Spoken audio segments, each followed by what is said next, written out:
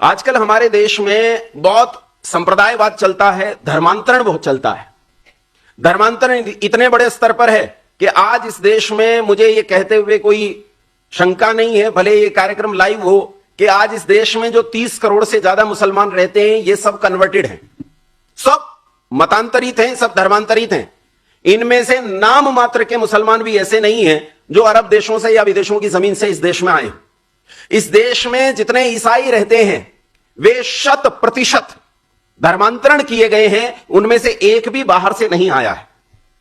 आवश्यकता है इस बात को समझने की कि आखिर इतने बड़े स्तर पर धर्मांतरण हुआ कैसे। कितने लोगों का धर्मांतरण हुआ?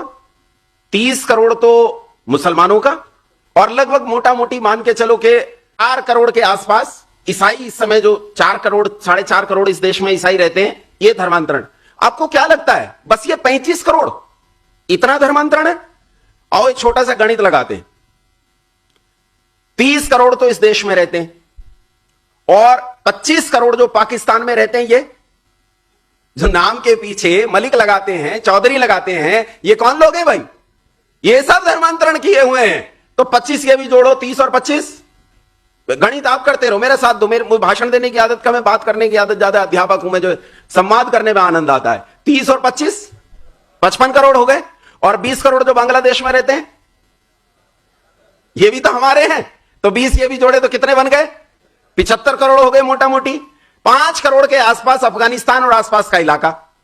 भाई बौद्धों से बने ये सारे मुसलमान, और उससे पहले ये सभी सनातन धर्मी थे। ये सब परिवर्तन है। 5 ये जोड़ लो, कितने हो गए? 80 करोड़। अब मैं पाकिस्तान और अफगानिस्तान के पीछे नहीं जा रहा हूं। उज्बेकिस्तान, तुर्कमेनिस्तान, तजाकिस्तान और कजाकिस्तान, वहां नहीं जा रहा हूं मैं। है वे भी इसी सीमा के अंतर्गत, लेकिन मैं उन्हें थोड़ी देर के लिए छोड़ता हूं। मैं आता हूं बहुत निकट के बर्मा का क्षेत्र। 1947 में देश आजाद हुआ और 1937 में बर्मा देश से काटकर अलग किया गया। अगर ये देश जो बहुत नजदीक में भारत से अलग हुए हैं, इनकी आबादी में जोड़ूं तो 15 से 20 करोड़ के आसपास मुसलमान जो इनमें रहते हैं, ये सब 15 से 20 करोड़ के आसपास मुसलमान धर्मांतरित हैं। इसका मतलब टोटल धर्मांतरण कितने करोड़ का हो गया? कितने?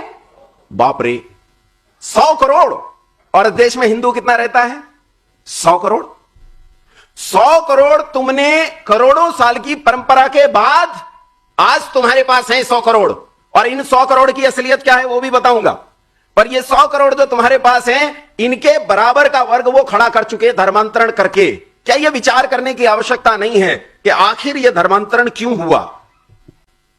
क्यों हुआ यह धर्मांतरण? हम वर्तमान में कितने गुलाम रहे, इस चीज पर विचार करने से पहले इस पर विचार करने की आवश्यकता है कि आखिर गुलाम क्यों हुए, आखिर गुलाम होने का कारण क्या। अगर वो कारण नहीं जाना तो याद रखना गुलामी तो फिर आ सकती। वो कौमें, वो नस्लें हैं, वो जातियां जो अपने इतिहास को भूल जाती हैं, अपने इतिहास से सीख नहीं लेती, वो बर्बाद होती हैं, उनका कोई भविष्य नहीं होता। इसलिए आवश्यकता है अपने इतिहास को जानने की।